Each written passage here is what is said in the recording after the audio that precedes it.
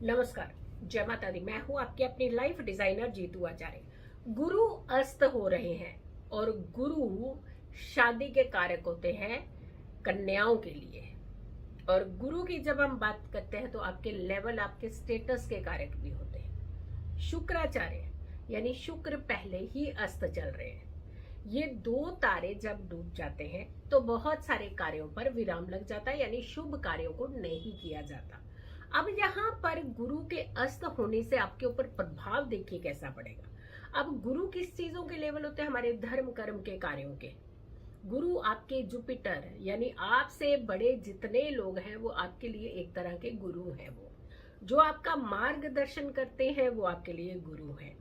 जो आपको शिक्षा देते हैं वो आपके लिए गुरु हैं।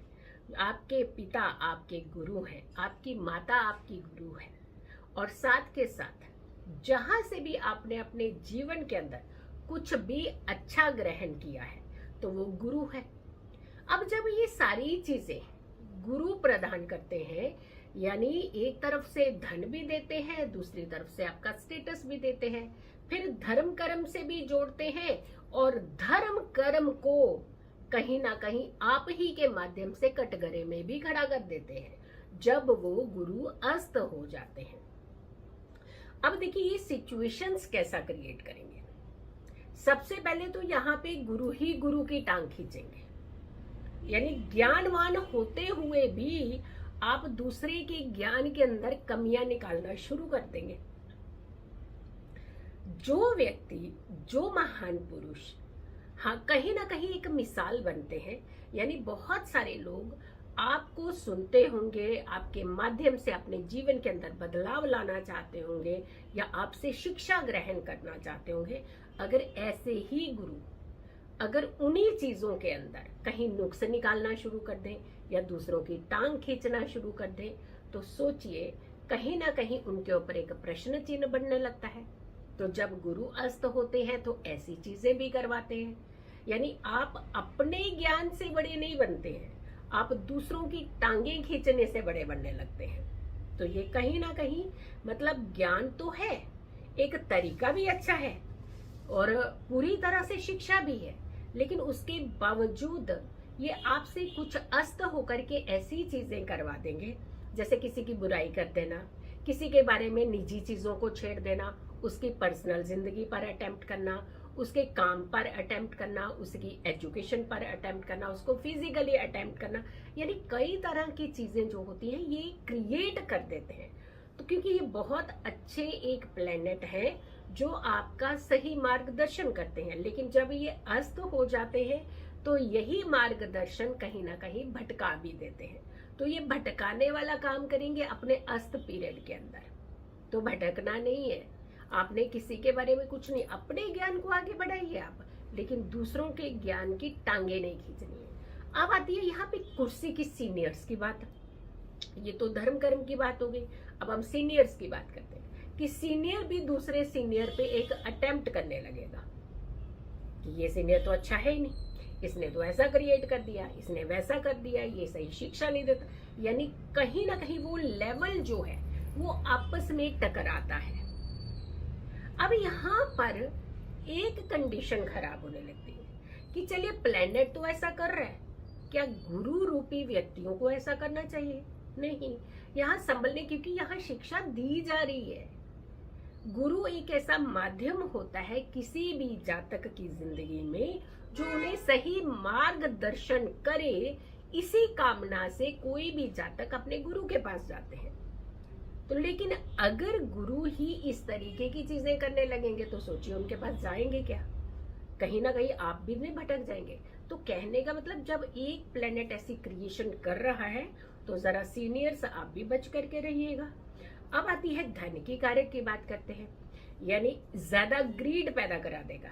धन इतना आ रहा है, चलिए एक काम करते हैं, थोड़ा सा और कमा लेते हैं, थोड़ा सा और ले आते हैं। तो ये ग्रीड पैदा अगर हो गई, क्योंकि वैसे तो बड़े धैर्य के प्लेनेट है, वैसे बड़े सभ्य प्लेनेट है, वैसे बहुत ही नॉलेजेबल प्लेनेट है, वैसे बहुत ही सहनशीलता भी देते हैं, लेकिन जब वो अस्त चलते हैं तो ये ग्रीड के रूप ले लेते हैं। तो यानी पैसा और चाहिए और चाहिए, और चाहे वो तरीका गलत ही क्यों ना अपना ले, तो ये तरीका भी आपका गलत करने लगेंगे।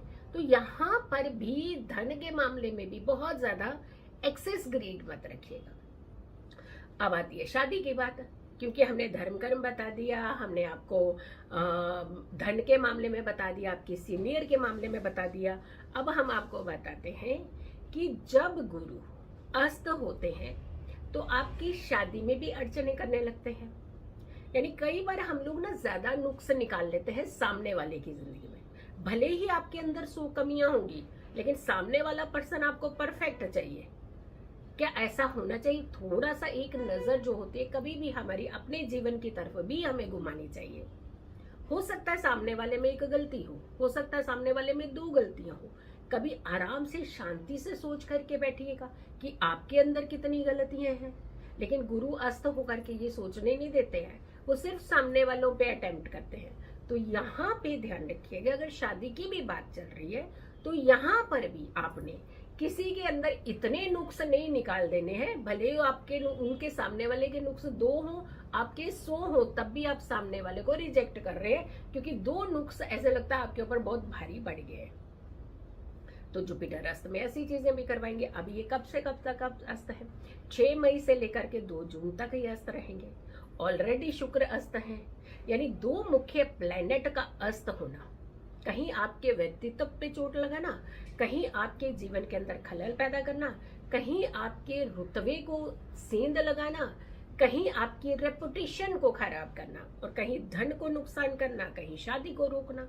तो ये कुल मिलाकर के चीजें तो ऐसी ही कर रहे हैं, क्योंकि शुक्र भी अस्त है, गुरु भी अस्त हो जाए। अब ये देखिए इतने इंपॉर्टेंट प्लेनेट है कि जब ये अस्त होते हैं और इकट्ठे अस्त होंगे तो बड़ी घटनाओं के इंडिकेशंस होते हैं। यानी बड़ी बड़ी घटनाएं होना, और खास करके जैसे जलीय घटनाएं, आगजनी की घटनाएं, और साथ के साथ जैसे एरोप्लेन क्रैश के साथ खास करके उसमें थोड़ा सा ये ध्यान रखना पड़ता है कि यहाँ पे इस तरीके की जो न्यूज आपको सुनने को ज्यादा मिलती है। यानी कुछ ऐसी घटनाएं जिससे जान माल का नुकसान होने के चांसेस होते हैं। रुतबे को बचाना है, स्टेटस को बचाना है, पॉजिटिव एनर्जी को क्रिएट करना है, और खास करके कुछ राशियों को बदलना भी है, अपने आप के अंदर चेंजेस भी लानी है। अब यहाँ पे हम आपको एक चीज बताते हैं, गुरु आपके वृष राशि में प्रवेश किए। अब वृष राशि से जब हम इनकी पंचम दृष्टि देखते हैं तो आपके लग्न से ये 6ठे भाव में पड़ जाती है, और अगर हम इनकी सप्तम दृष्टि देखते हैं तो ये अष्टम भाव पे पड़ रही है। अगर नवम दृष्टि देखते हैं तो आपके दशम भाव पे पड़ रही है। तो दशम भाव आपका कर्म है, काम है, तो काम के ऊपर चोट पहुंचाएगा ना, तकलीफ तो देगा ना। फिर यहाँ पे धर्म कर्म आ गया। हमने कहा ना धर्म कर्म में भी एक दूसरे पे खींचातानी करना। गुरु का ये कर्तव्य नहीं होता कि एक दूसरे की टांग खींचे। देखिए हर गुरु के अंदर कोई ना कोई क्वालिटी है, तभी तो वो गुरु है। लेकिन यहाँ पे सिर्फ गुरु खींचतान नहीं, यहाँ कई बार व्यक्ति जन भी दूसरे गुरु के अंदर कमियां निकालने लगते हैं। देखिए वो गुरु है, भले ही हो सकता है जितनी आपने कामना की है उतना ज्ञान नहीं होगा, लेकिन ज्ञान होगा तभी तो वो गुरु है। तो आप अपने जुपिटर को क्यों खराब कर रहे हैं? अगर अपने गुरुओं के अंदर इतनी गलतियां निकाल करके, तो आप एटलीस्ट अपने जुपिटर को अच्छा रहने दीजिए, तो गलती मत करिएगा। ये जातकों के लिए स्पेसिफिकली है। अब आती है बात यहाँ पे, क्योंकि शुक्र भी अस्त चल रहे हैं जो कि 7th भाव के हैं। लग्न से अगर काल पुरुष की कुंडली का 7th भाव होता है, और अगर द्वितीय भाव देखते हैं तो कुटुंब भाव के साथ साथ आपके धन का भाव भी है।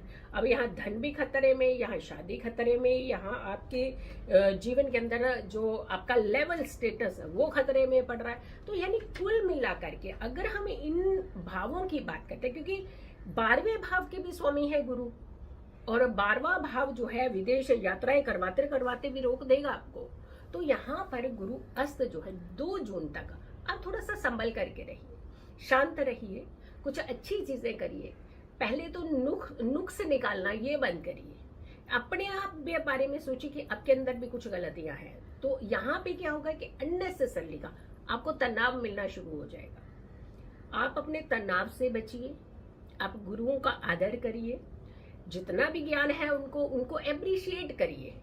अगर आपका मन नहीं है उनसे ज्ञान लेने का मत लीजिए, लेकिन आप उनको क्रिटिसिज्म करके अपने जुपिटर को खराब मत करिए।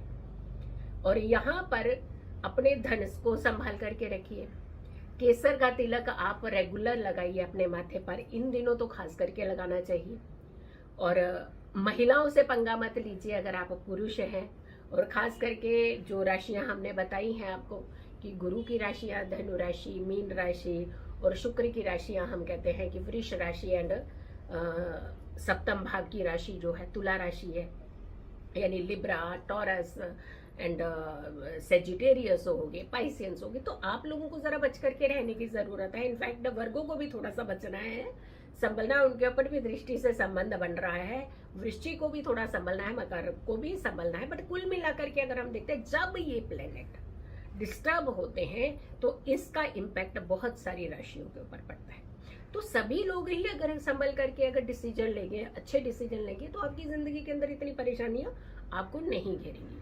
सो ध्यान रखिएगा, अपने लेवल को बचाइए, अपनी चीजों को बचाइए, अपने आप को सुरक्षित रखिए, अपने प्यारों को सुरक्षित रखिए। सो वीडियो को ज्यादा से ज्यादा लोगों तक जरूर शेयर कीजिएगा। अगर चैनल सब्सक्राइब नहीं किया है तो जरूर कीजिए, वीडियो शेयर कीजिए और मेरी आने वाली हर वीडियो को जरूर देखिए। खुश रहें, स्वस्थ रहें, पॉजिटिव रहें। पॉजिटिव रहते हैं तो हर समस्या से हम दूर रहते हैं। जल्दी हाजिर होंगे एक अच्छी वीडियो के साथ। तब तक के लिए नमस्कार, जय माता दी।